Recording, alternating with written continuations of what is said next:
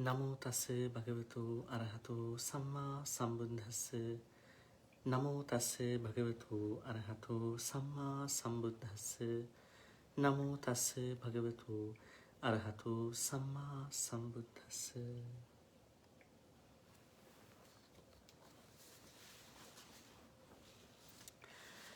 Good evening, everyone, and good morning, everyone.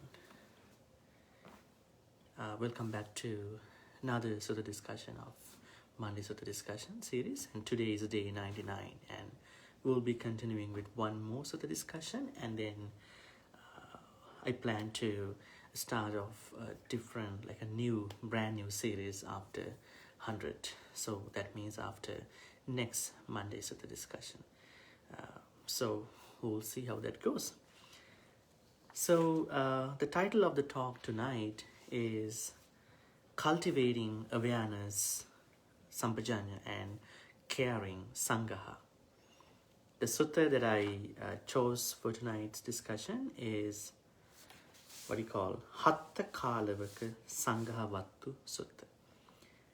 Now, Hatthaka means a young man who was going to be eaten by a devil, a demon. I would call him as a demon, a devil called Alavaka. And because the Buddha intervened the situation, and then he was able to, rescue this son called Hatthaka, this young man called Hatthaka. So what I'm going to do is I'm trying to look at awareness, how awareness and caring go together. So this is my plan in today's discussion. But you have to keep in mind that we won't find out the word sampajanya in this sutta. But I'm trying to connect because we have to synthesize Buddhist teachings. Otherwise, we can't just understand by only analyzing. So analysis and synthesis, the two work together.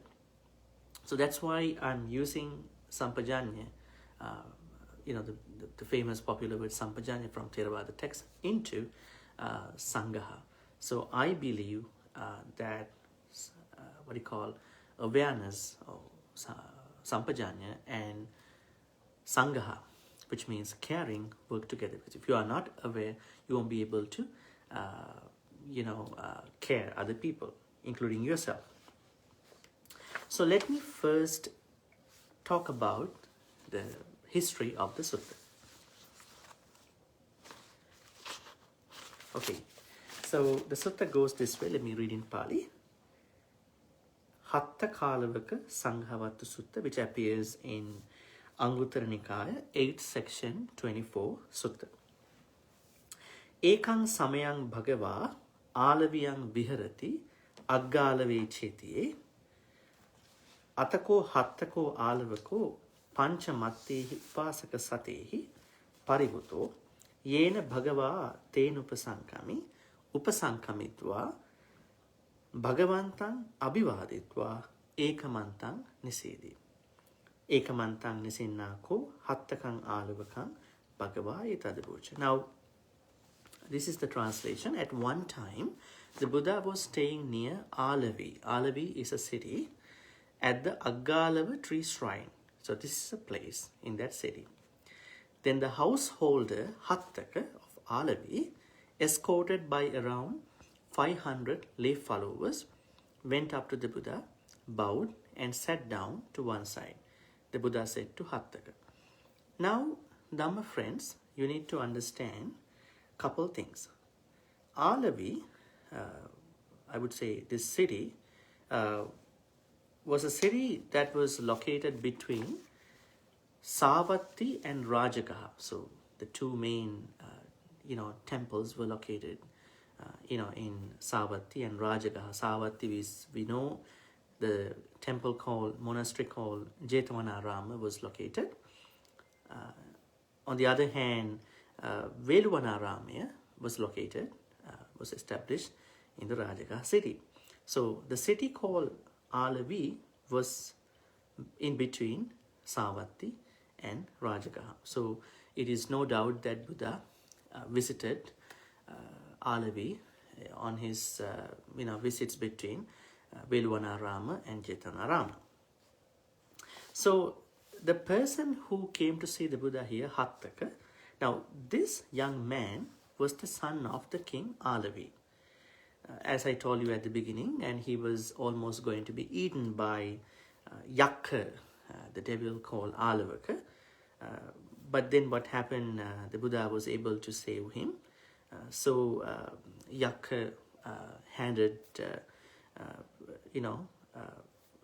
Hatthaka to the Buddha, so that he was named as Hatthaka. When we look at his biography, Hatthaka's story, we know that he became an anagami, non-returner person.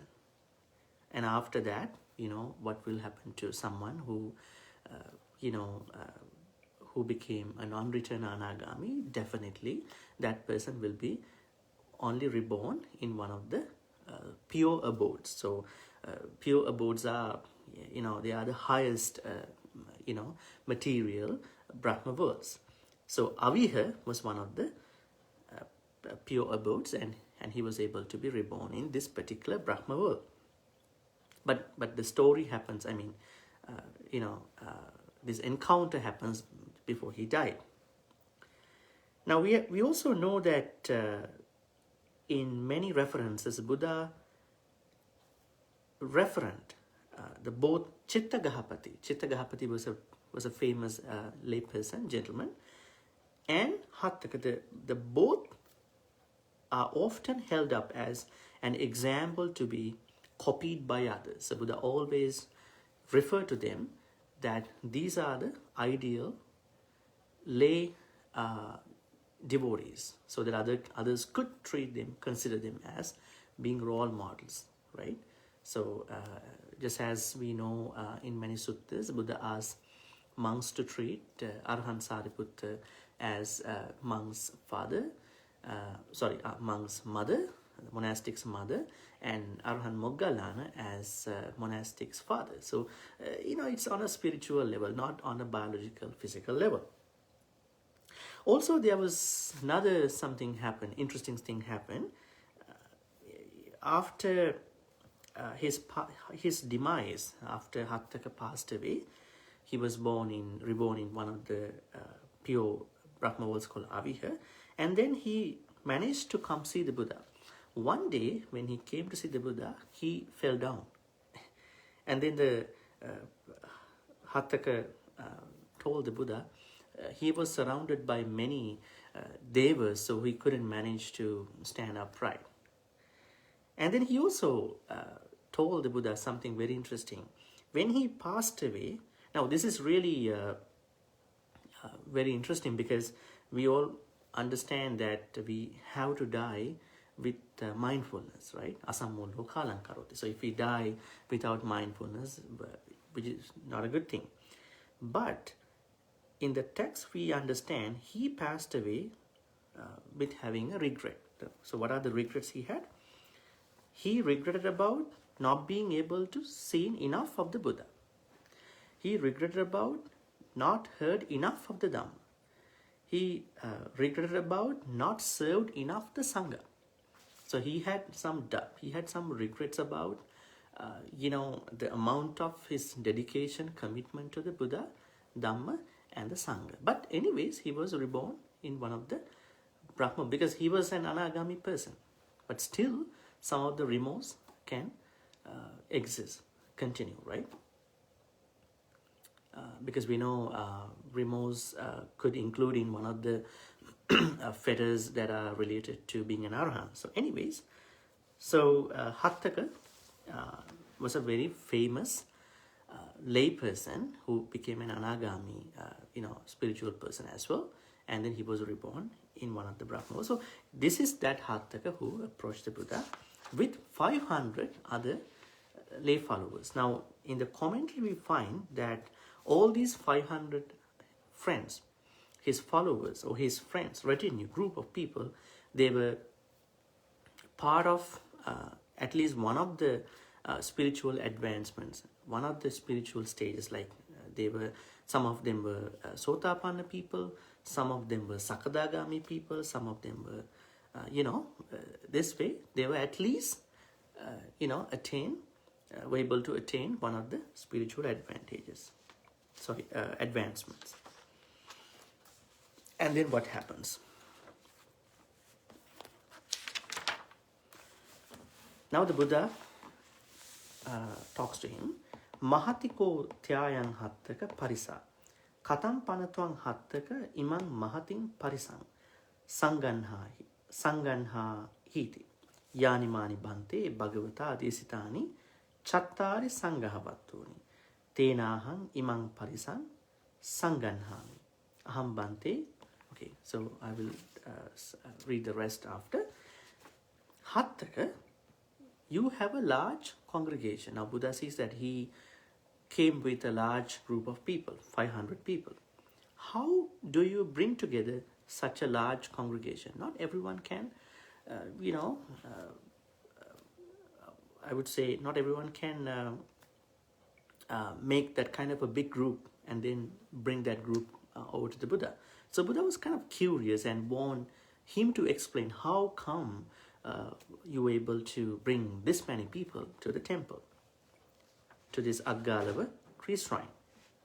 And then the young man, Hatthaka, said to the Buddha, so I bring together such a large congregation, large group, by using the 4 ways of being inclusive as taught by the Buddha.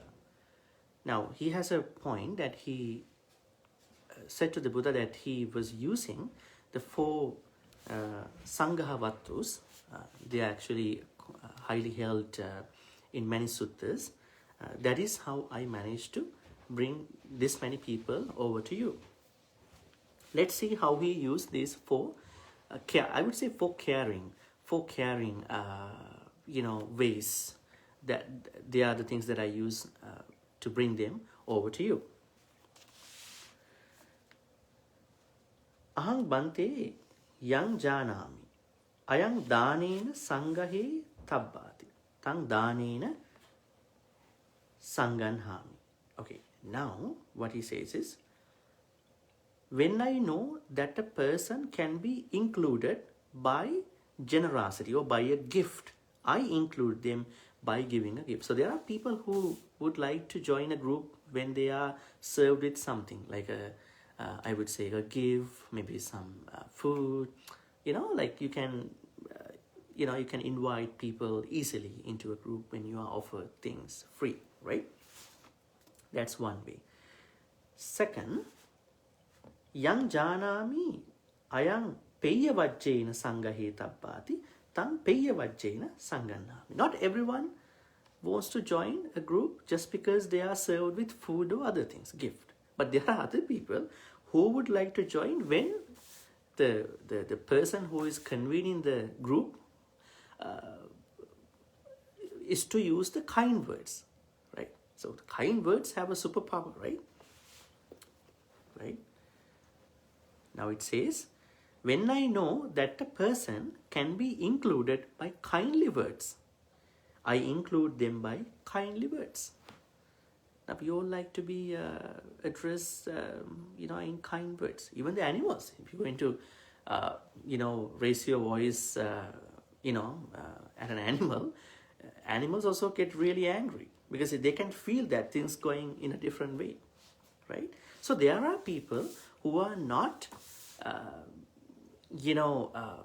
felt comfortable to join a group of people when they are only given some food or a gift. They would like some kind words. I know there are some specific people who always say that, I like people who are kind. I like people who, speak to me with kindness. I like people who always talk kind words. So these are the kind of people that Hatthaka understands. Okay, I'm going to use kind words, kind behavior, kind speech for them, so they will join my group. That's the second way. Yang janami ayang attacharyaya sangahe tabbati tang attacharyaya Saṅgahami. When I know that a person can be included by taking care of them, I include them by caring for them. Now, attacharya, this is a kind of a broader word. Attacharya can mean from kind of a minimal level help to a kind of a larger kind of a help. Let's say you are concerned about someone's needs, wants in a larger, broader scale, right? At that point, that person will be concerned. Don't use this thing to, mislead other people. But sometimes you wanted to approach someone, but you can do something to that person. Kind of a help that he or she really want. You are not expecting anything in return other than you want to help, and maybe that person can join this wholesome cause, right? So you are helping that person by fulfilling his or her needs in a larger, broader perspective. And then, now this is the third way how he managed to get people over to the temple, to his group. Yan janami ayam samanattataya sangahetabhati tang samanattataya sanganhami.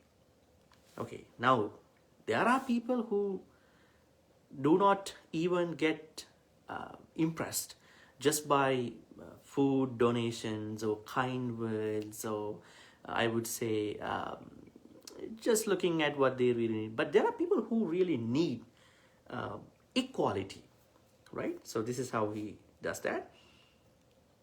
When I know that a person can be included by equality, I include them by treating them equally. There are people in this society who really want to be treated equally. I know that everyone wants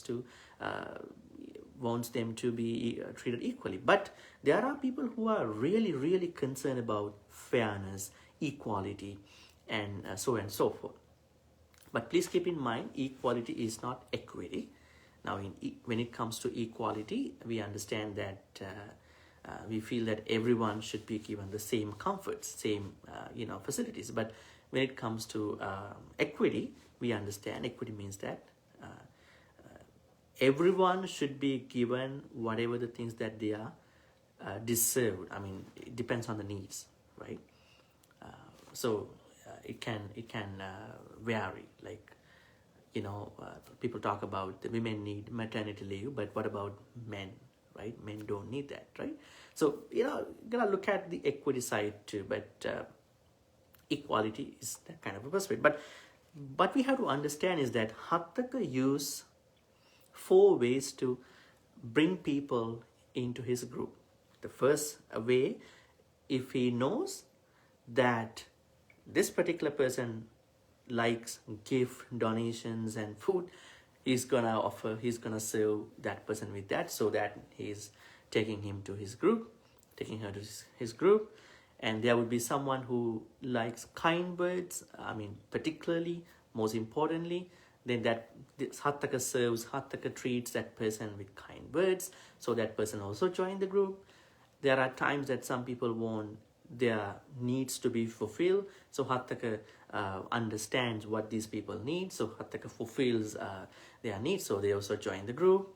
And there are other people who are highly concerned about equality, so he's treating those people equally, so they also join the group. So this is how he managed to bring this many 500 lay followers to the Buddha.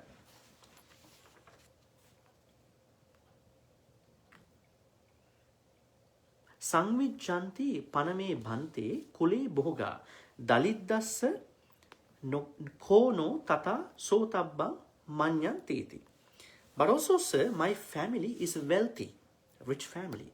They wouldn't think that a poor person was worth listening to in the same way. So people know his family. So he has a rich family. So people don't mind listening to what he's saying. There are things like that, right?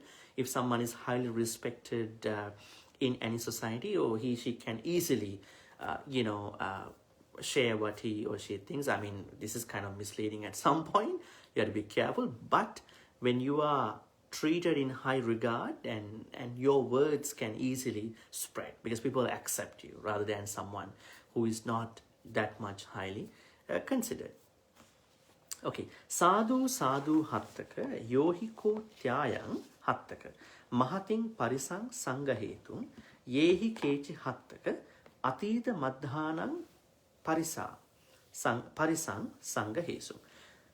Sabbete imeheva chatuhi Saṅgahavatthu mahatin parisang Saṅgahesu. Yepihi kechi hattaka anagata madhanang mahatin parisang Saṅgahessanti. Sabbete imeheva chatuhi Saṅgahavatthu mahatin parisang Saṅgahessanti. Good, Hatthaka. This is the right way to bring together a large congregation. Now, what does it mean? Now, this means Buddha also approves if you want to bring people to a group, you can follow the same things that Hatthaka followed. If you understand if the people that you want to bring to the group like receiving gifts, so you can do that. If people like kind words, you can serve them with kind words. If people like their needs to be fulfilled, met, you can sort of look into that, whether you can fulfill their needs, so they can join too.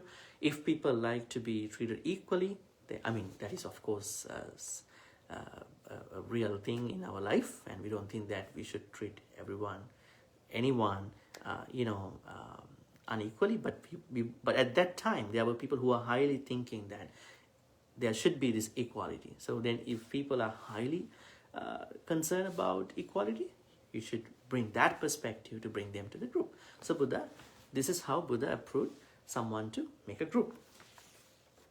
Whether in the past, future or present, all those who have brought together a large congregation have done so by using these 4 ways of being inclusive. Very interesting. Now Buddha says not only you, even in the past, even in the future, if someone wants to create a group of people, this is the way how someone can do. Now folks, just think about the topic. Cultivating awareness and caring. Right? So this is our topic for today. So now we talked about the caring. So this is the caring part. So we have to care people with these 4 things. What you call gift or generosity, and then kind words, taking care of other people with their needs, and then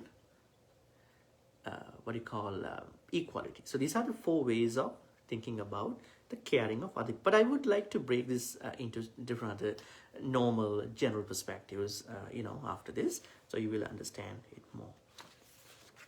And then, and why I connect sampajanya, awareness, to caring, because if you are not aware about what's going on, you won't be able to care the people. Now this happens to all of us, especially when it comes to your friends and families and loved ones. Just imagine. Sometimes you don't want to care the people, so they get very upset. They get very, neglected, ignored. So that's when you should understand awareness is very important to catch. What should I do to take care of them? How best should I behave to take care of them? So this is why awareness and caring, they are interconnected all the time. And then the sutta, I will get into that after reading the rest of the sutta, the last two segments. Yepi hi kechi hattaka etarahi mahatin parisang sanganhanti sabbete imeheva chatuhi Saṅgahavatthu mahatin parisang, the same thing. Atako hattako alavako bhagavata dhammya kataya sandasito samadapito samuttejito sampahansito uttayasana bhagavantang abhivadetva padakkinam katva pakkami. So what happened was, then the Buddha educated, encouraged, fired up and inspired Hatthaka of Alavi, because he was the son of King Alavi, with a Dhamma talk, after which he got up from his seat, bowed and respectfully circled the Buddha before leaving. Then not long after Hatthaka had left, the Buddha addressed monks. Saddho bhikkhave hattako alavako, Sīlava bhikkhave hattako alavako, Hirima bhikkhave hattako alavako, Ottappi bhikkhave hattako alavako, Bahussuto bhikkhave hattako alavako, Chāgava bhikkhave hattako alavako, Paññava bhikkhave hattako alavako, Appicco bhikkhave hattako alavako, Imehiko bhikkhave attahi acchariyehi abbūtehi Dhammē samannāgatang Hatthakālavaka dhāretāti. Now, then the Buddha explains about 8 very interesting, very rare type of qualities that Hatthaka had, Hatthaka possessed.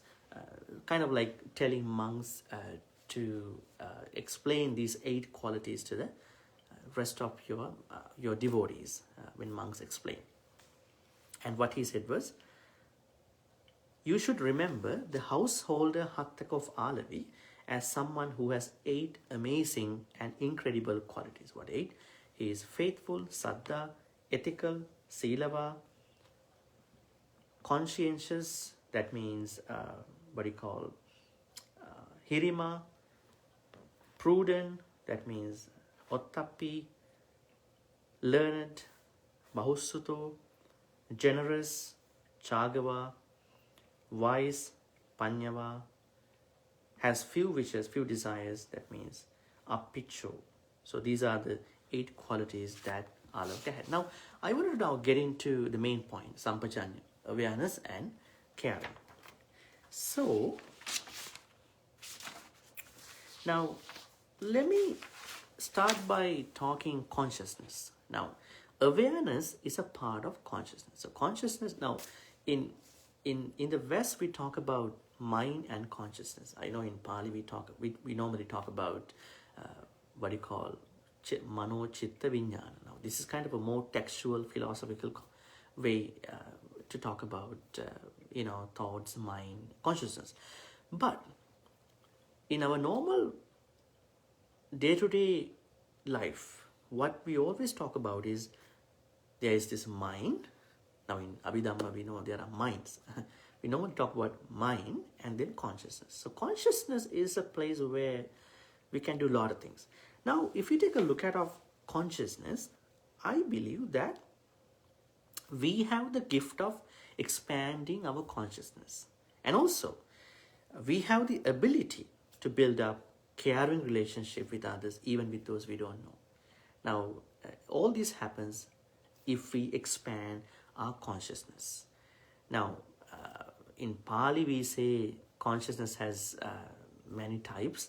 I would say eye consciousness, ear consciousness, nose consciousness, tongue consciousness, body consciousness, so on and so forth. So these consciousness types put together, we can understand that we can expand these consciousness types to reach higher levels, which means awareness, to tap into, to connect to other people who we can care. Consciousness means nothing but caring and awareness. Actually, if we really conscious of our inner self and our everything, especially when it comes to our cognitive, not even the cognitive parts, cognitive procedures, if we really conscious within us, then the immediate things, 2 things that pop up are conscious, awareness and caring. Because you are aware, then you care yourself and you get to care other people.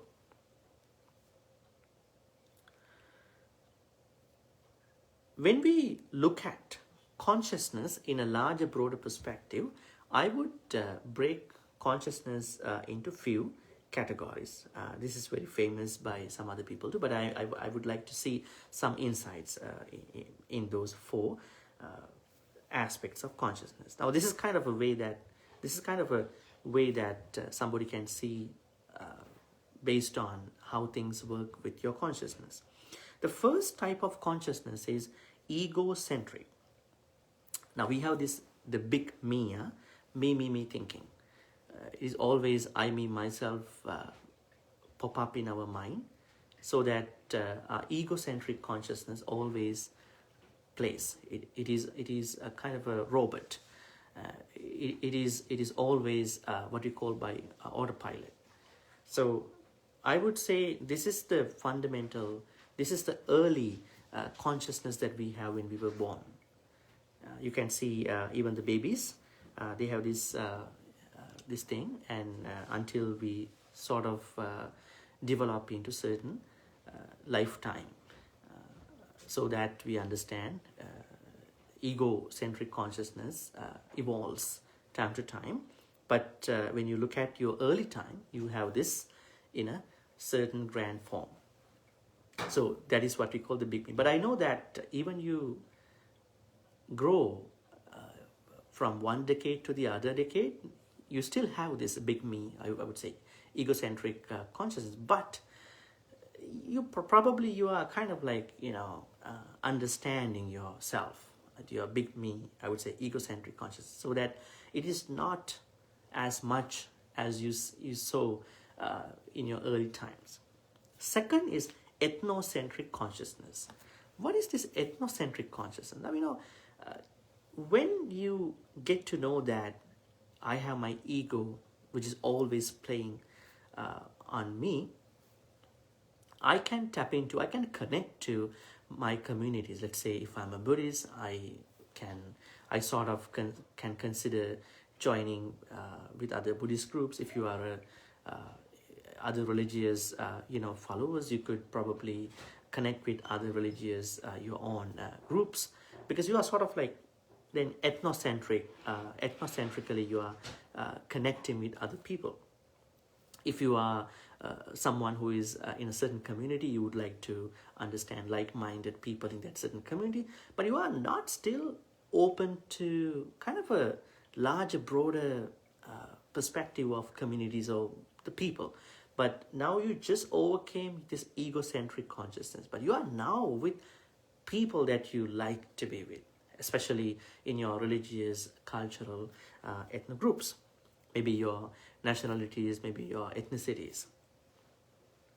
Third one is world-centric consciousness. Now, this is kind of something where you see the pain of those who suffer. Let's say if you talk about countries in Africa, you see that there are children who are suffering a lot, who don't have enough food. Then you kind of like developing your ethnocentric consciousness into this world-centric consciousness. In that you have developed more. You have been developing more into other higher stages of your consciousness. That is where you understand that you have this world-centric consciousness at that point.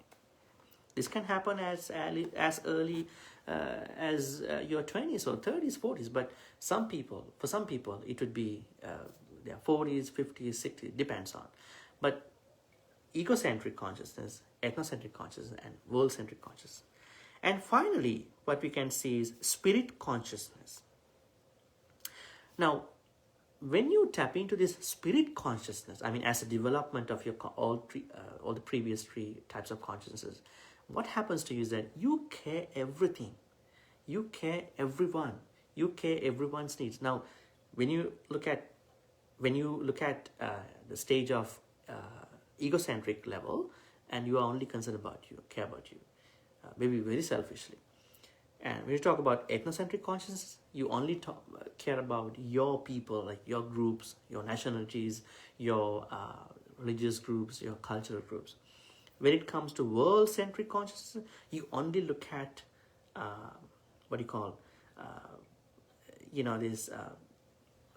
people who are suffering in a certain context. Maybe people in this country, that country. Maybe this is kind of an amplification of your compassion, but you are still not carrying the whole community, whole beings. But when you reach the spirit consciousness only, you are caring about everyone, every being, be that animal, be that human, be that environment, everything. So that's what I'm saying. These are the four types of consciousness that we have to understand. And then what happens is,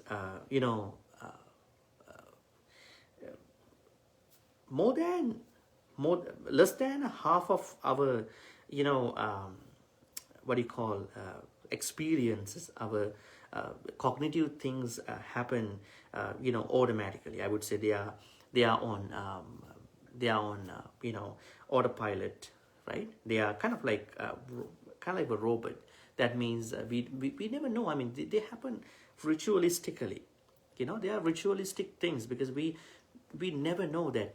Let's say if it is 45% of events, we are not bringing our awareness to those 45% of experiences, which is a very big thing.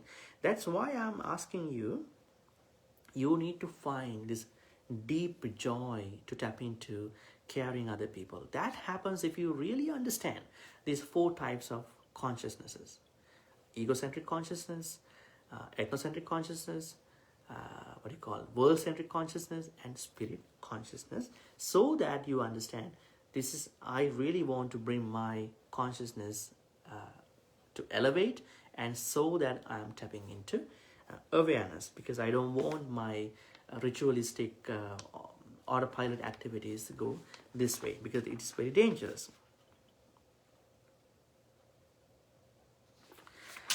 Now, the other main thing, a lot of people think that when they only focus on them, they feel happier. But in reality, it is not.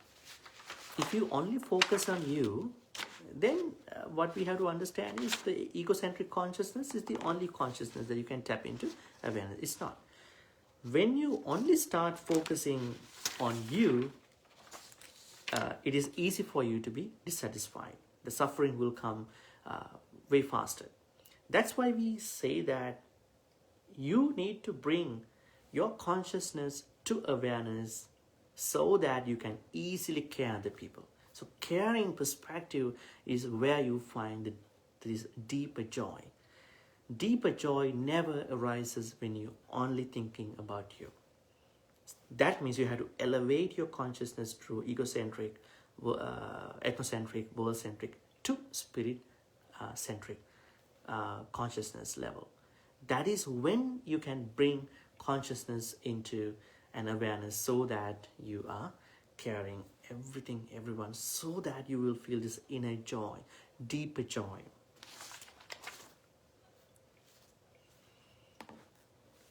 There are a couple things we can do to bring our awareness, but I would, give some details in how you can, bring your awareness through from consciousness. Now, basically, what is awareness? One more time: a heightened ability to understand oneself and their surroundings. It's kind of a heightened ability. It's not like easy to understand, because you have to develop your consciousness through ethnocentric world into spirit. That's why it is kind of like higher. It's kind of a heightened ability to understand yourself and your surrounding. You should be able to know. Now, the Sampajanya, in many other suttas, it's more about some activities that you can see in Satipatthana Sutta. Let me read that. Punacha param bhikkhave bhikkhu abhikkante patikkante sampajanakari hoti. Alokite vilokite sampajanakari hoti. Saminjite pasarite sampajanakari hoti. Sanghati patra chivara dharane sampajanakari hoti. Asite pite kayite saite sampajanakari hoti. Uchchara passavakamme sampajanakari hoti. Gate tite nisinne sutte jagarite basite tunhi bhave sampajanakari hoti. Now, this is how full awareness or awareness called sampajanya was explained in the Satipatthana. But this is more about particular activities. But the sort of sampajanya that I'm trying to tell you is that kind of a bigger, broader perspective.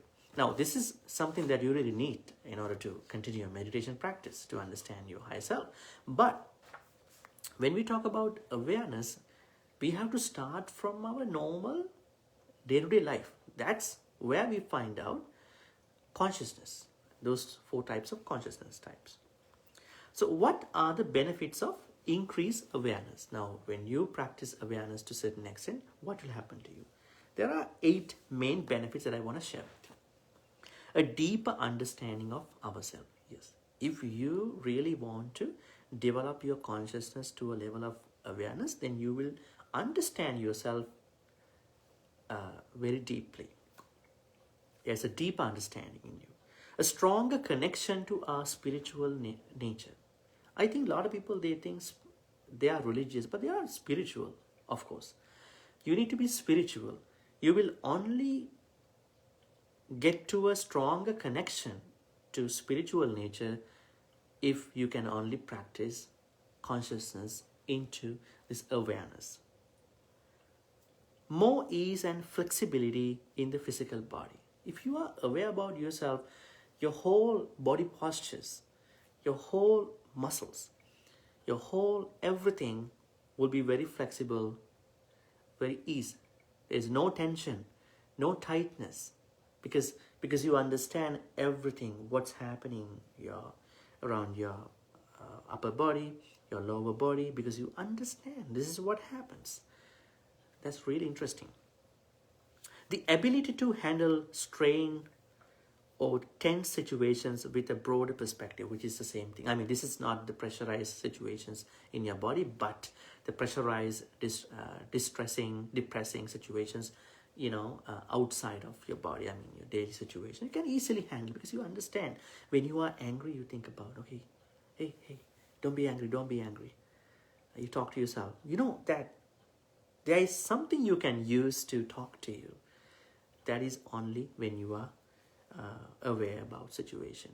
Otherwise, you will merely use your consciousness being on ego. The ability to release unwanted or bad habits that are no longer serving you. We all have bad habits.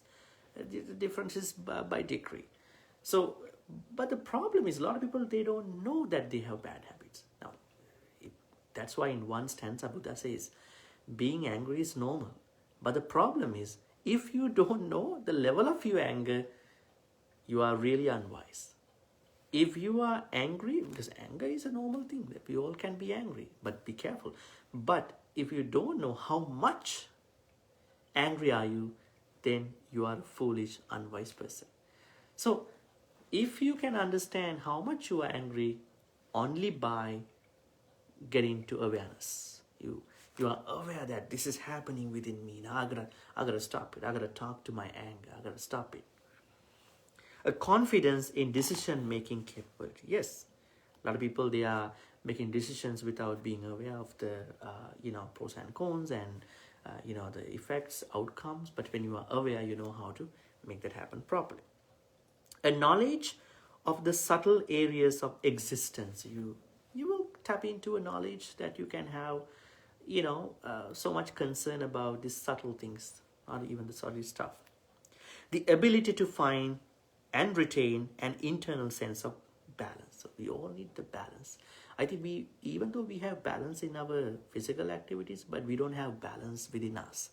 I mean, our emotions should be balanced out, our thoughts should be balanced out, our everything should be balanced out, so that we can have this very comfortable life, so that we can tap into our deeper inner self. Now, I wanted to share with you 5 ways you can practice, you can bring your awareness. Number 1, spend time in stillness. Take time for yourself, especially in stillness. Even at the Buddha time, Buddha asked monks to go to a remote area, maybe go to an empty place, so that you should need to take some time for you. If you don't, I know there are people who always want to be socially involved, but you should take time. If you don't take time, you never understand what's going on. You never understand whether what you talk, what you think, what you act, they are good or they are wholesome or unwholesome. That is why we definitely should set aside a time for ourselves, right? This time you are not spending alone. You have to think, you have to look at, you have to mirror, reflect on you, this particular time that you set aside.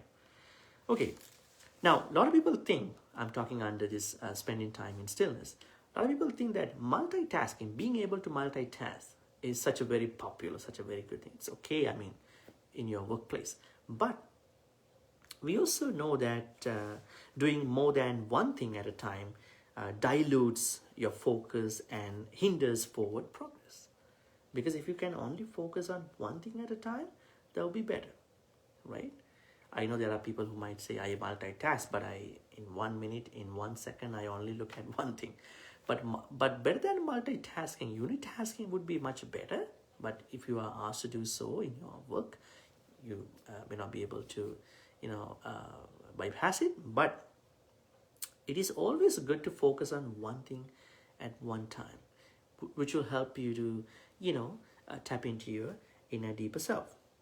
If you can do that, I will give you a sort of a short exercise. You could also stare at a candle flame, right? Or point on the wall. Anything to start minimizing distractions and train the mind to focus now. You probably need to see a candle. You probably need to see something only. Just to feel that how distracted am I? Or how focused am I? This is really interesting, right?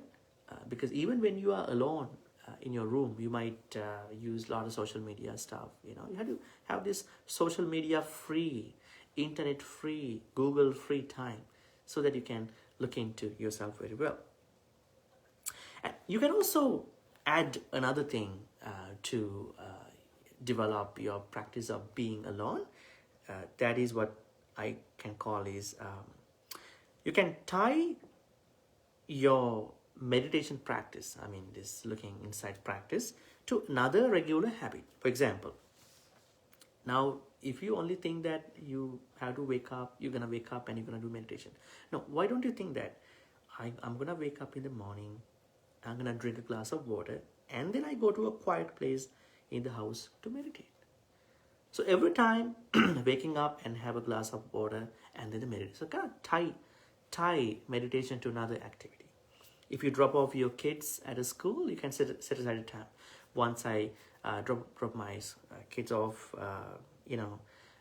at the school, I'm going to set aside 15 minutes for meditation, maybe somewhere you find comfortable, right? So tie another event to the meditation practice. So anyways, my first step to practice awareness, true consciousness, is spend time in stillness. Number 2, listen to others. Listen to the body. Now, we understand that your daily schedule, regular activities, habitual movements, sleep quantity and quality, they all affect the state of your body. Okay? So, what you have to do is you have to listen to the body. How can you listen to the body? Because you are always reacting to other things through your body. Close your eyes when you are still. This way.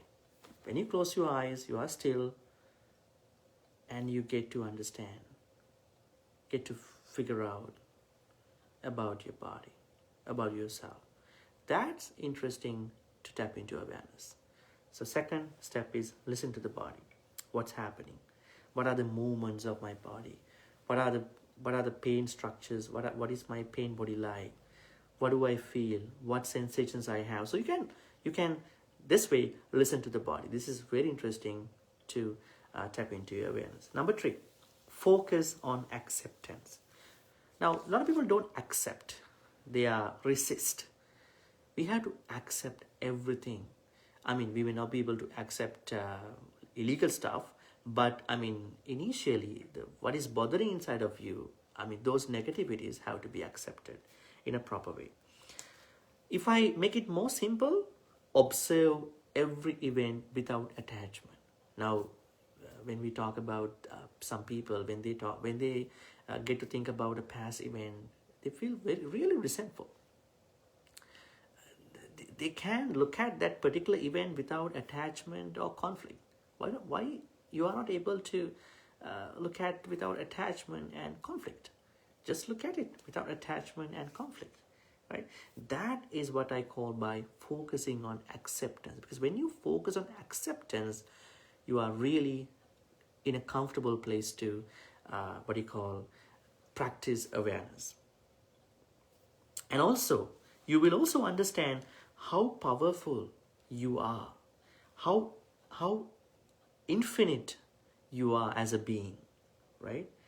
And you are a powerful, infinite being who is worthy of giving and receiving love. And you are worthy of the best that life has to offer.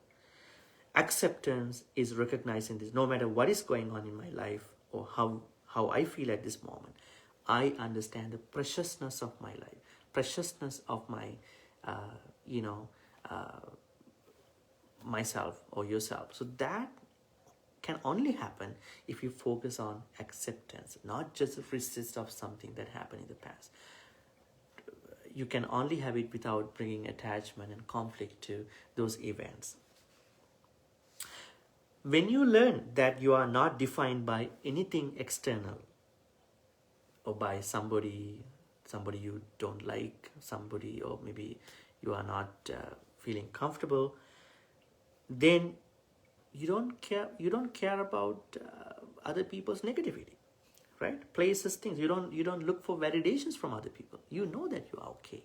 You know that my happiness, my deeper joy lies within myself. But you respect other people, but you understand this conflict, this attachment. They are the things that that have hampered, that have prevented me focusing on this acceptance, so that I can tap into my awareness, right? So when you embrace an attitude of acceptance about your past events, people, events, you remove any resistance to the unwanted thoughts or conditions that surface in the stillness in the previous steps, right? So the number 3 is focus on acceptance.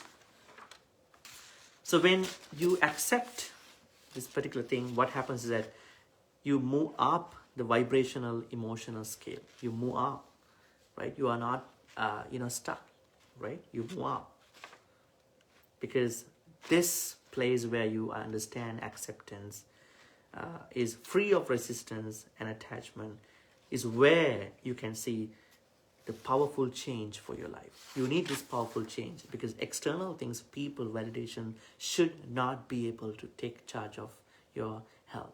Only an understanding about awareness, true, not resisting to these things, will make you so much comfortable, as well as find yourself without struggling. Number 4, discover what you want. Discover what you want. Now, even from a young age, we are taught about opposites, right? Even when we were small, right? We always taught that light is the opposite of dark, tall is the opposite of short, near is the opposite of far, kind is the opposite of mean. But the thing is that the most interesting thing is that are we really allowing our mind to articulate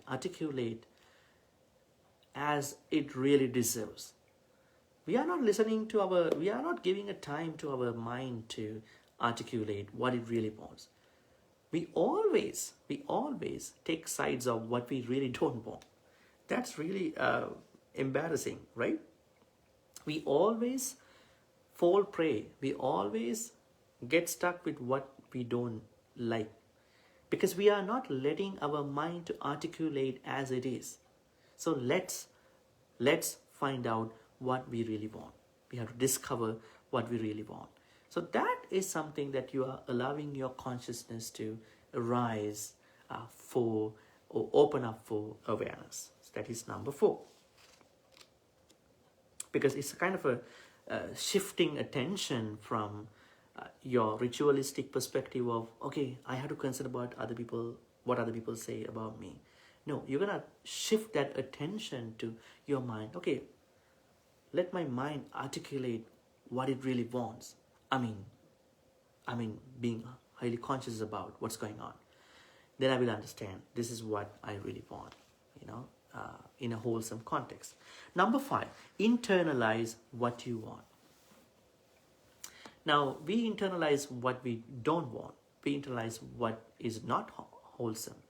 But what we are supposed to do is, as the number 5 step to bring our awareness from consciousness, is to internalize what we really want. Because when we discover what our mind wants to articulate, we find out this is what I want to internalize within me.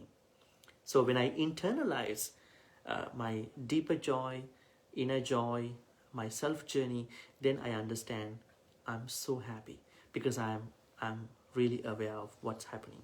Now, Dhamma folks, you understand awareness is such a big deal. I understand it's more challenging than saying about awareness, but these 5 practical things will really help you. Let me, recap one more time. Spend time in stillness, listen to the body, focus on acceptance, discover what you want, internalize what you want. Now I'm going to talk about 6 ways to show caring for other people. Now, in the story of the sutta, we understood that young man Hatthaka, cared other people by being generous, by being kind to other people, for those who want kindness, and by being by being able to meet their needs, by being able to be equal to their standards. Now, what are the ways that we can show caring to other people with awareness? Number 1, when you want to care someone, I know that Sunday was Valentine, and we want to care our loved ones, everyone, right? Not even on Valentine's Day, but we want to care our loved ones, other people, even everyone, because when we have spirit consciousness, we're going to care everyone. We don't exempt, we don't exclude anyone. Number 1 is to do it, don't say it. Now, you don't want to talk about, I'm going to care you this way, that way. Just do it. Show yourself as an example. Put yourself in action. Don't just be a talker. You are going to care your mom, you're going to care your father, you're going to care your spouse, boyfriend, girlfriend. Just be that action. Be that person. That is the best way of starting to care other people. Number 2, refuse to argue and pick your battles. Now, this is what I talk with awareness. Whenever you are angry, you talk to yourself, hey, you know what? Stop the argument. Stop being angry. Stop the argument. Don't talk now. Just take time off. Maybe change your topic of conversation. Then you understand this is not escalating after that. Refuse to argue and pick your battles. People who are trying to keep arguing, they never have awareness. That's why I'm saying awareness and caring, they are interconnected. Number 3, apologize often even if you are not wrong. If you are a person, now being Canadians, we understand everyone says sorry, thank you in Canadian culture. I guess this is even not prominent in other cultures, but they are also apologetic at some point.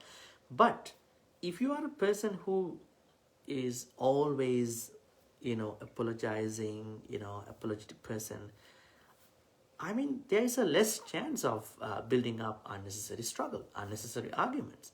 So, please make that apology so that other person understand you are not maintaining this big, high ego. But be careful. You have to understand the time, situation, place, people.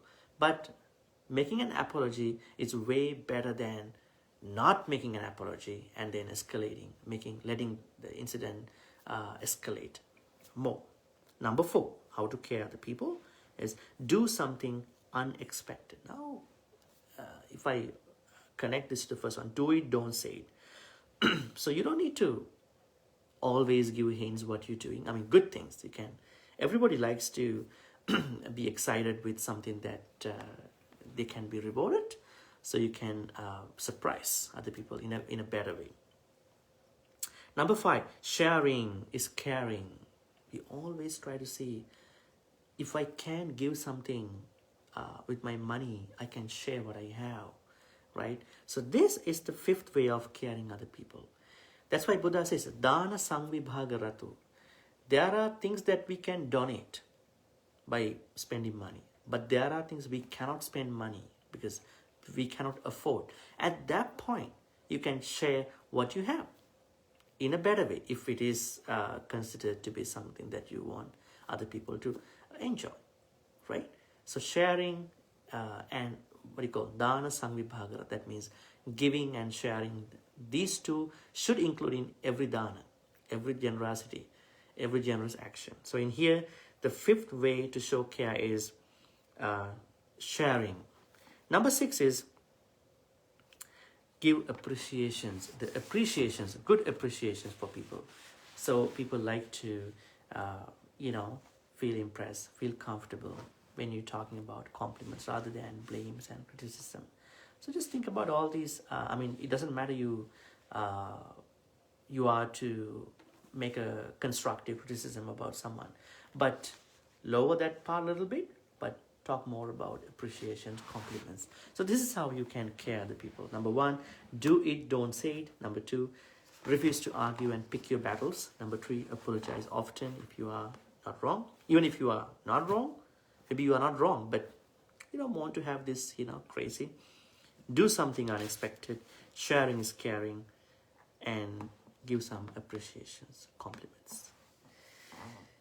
Okay, so today we've been talking the connection between awareness and caring. I understand this awareness emerges from consciousness. We talk about 4 types of consciousnesses. Number one, what you call by egocentric consciousness. That is what we all inherit when we were born, even up to date in different ways. Number two, what you call ethnocentric consciousness. Then when you pass that egocentric consciousness at a certain time of your life, you tap into your own communities, your own religious, spiritual traditions, cultural traditions. Then the third consciousness is world consciousness. Then you tap into people who are suffering in different case areas. And then the last one is spirit consciousness. That is everything. You care everything. You care about everyone. Unconditional loving kindness. When you have this spirit consciousness only, you tap into awareness so that you can easily check in yourself. You can tap into other people by ways of caring them, because caring is very important. If you don't care other people, you'll be able to have a peaceful, comfortable, wholesome relationship, friendship with other people. Some people always talk about, I don't care, which is really an uncomfortable word to hear. So be careful. Always try to care other people. Be respectful. Be nice, right? Be nice. Be respectful. That is how you're going to make your awareness, consciousness to awareness, awareness to caring. You're going to bring those 3 all the time. Okay, so that's what we've been talking today. And now it's time to share all the good karmas with the departed, transfer good karmas to departed relatives, and share all the good karmas with the deities and nagas, devas and nagas. May all the good karmas we've been accumulating so far be transferred to all the departed relatives who passed away in the name of all of us. May your departed relatives who passed away in the name of all of you, mother, father, everybody else, this life, past life, be able to share all these, be able to be transferred all these good karmas. May they be happy and peaceful. May they attain the supreme bliss of Nibbana. Sadhu, sadhu, sadhu. Idammi ñāti nang hotu sukita huntu ñāteyo. Idammi ñāti nang hotu sukita huntu ñāteyo. Idammi ñāti nang hotu sukita huntu ñāteyo. We also need to share all the good karmas with the devas and nagas who protect and bless all of us. I always mention that devas and nagas are not exempted from this samsara. When they approach the Buddha, when they listen to the Buddha's teachings, Buddha always talk about impermanence. And most of the devas, they fainted when they learned from the Buddha that everything is impermanent, because they thought that they would be able to stay longer in their heavens, so that they are also in samsara. But we will bless them this way. May all the good karmas be shared by all the deities and nagas. May they be happy and peaceful. May they protect all of you. May they bless all of you for good health, long life, quality of life, and prosperity. May they all attain the supreme bliss of Nibbana. Sadhu, sadhu, sadhu. Ittavatacha ammehi sambhatang punya sampadang. Sabbe deva anumodantu. Sabbe bhuta anumodantu. Sabbe sattva anumodantu. Sabba sampatti sindhya. Akasattha ca bhummattha devanaga mahindika. Punyantang anumoditva. Chirang rakkang tulu kasasanang. Chirang rakkang tudi sanang. Chirang rakhang tumang paranti. Finally, let's make a great wish. May all the good karmas we've been accumulating so far be helpful for all of us to attain the supreme bliss of Nibbana. Sadhu, sadhu, sadhu. So I'm going to be blessing you with a couple more stanzas. Please receive the blessings. Abhivadana siris nichang vadha prachayino chattaru dhamma vadhanti ayuvannu sukhang balang ayura rogya sampatti sangha sampatti mevacha atu nibbana sampatti iminati saminjatu. Sadhu, sadhu, sadhu. So, as I mentioned at the beginning, next Monday is the Monday that we're going to have this sutta discussion this way, because we will be finishing 100 sutta discussions, because started this series in 2019, in the first quarter of 2019. So we will be done 100 sutta discussions by next Monday. So after that day, we're going to be starting a different new series, and I'm planning to have a series with some questions. So like I would say, I'm going to put up a question on the screen, and I'm going to be answering that question depending on certain areas of life. Okay, thank you, and please continue to take care of yourself. Have a good day. Have a good evening. Thank you.